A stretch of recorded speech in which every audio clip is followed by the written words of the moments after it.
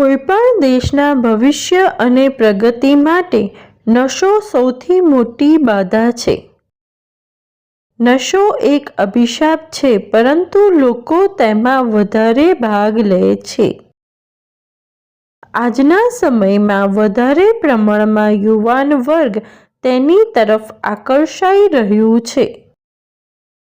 નશીલા પદાર્થોના ઉપયોગથી માણસને શારીરિક, માનસિક અને સામાજિક રૂપથી નુકસાન થાય છે.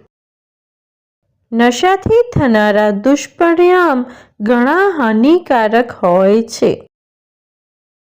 લોકો વિચારે છે કે નશો કરવાથી તેમના બધા દુઃખો દૂર થઈ જશે.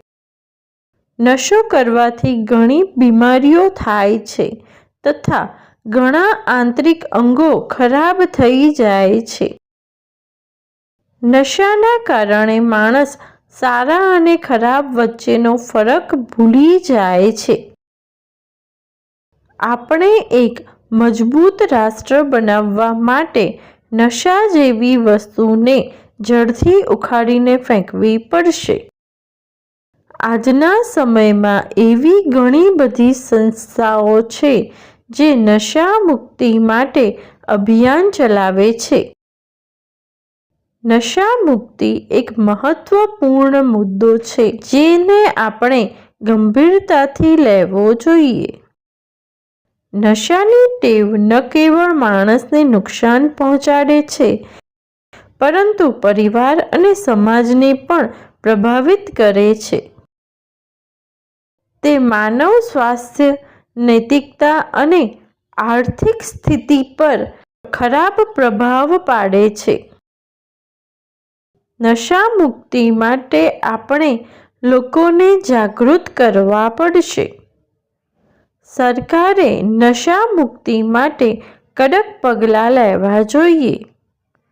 તેમાં સમાજે પણ સહયોગ આપવો જોઈએ.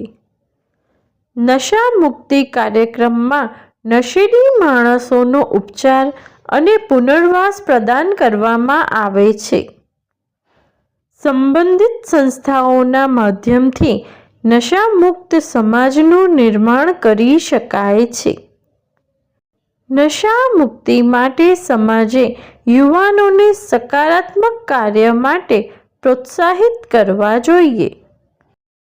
આપણે એક સશક્ત, સ્વસ્થ અને નશા મુક્ત સમાજના નિર્માણ માટે સક્રિય રૂપથી સહયોગ આપવો જોઈએ. Thanks for watching. Do like, share and subscribe to my channel.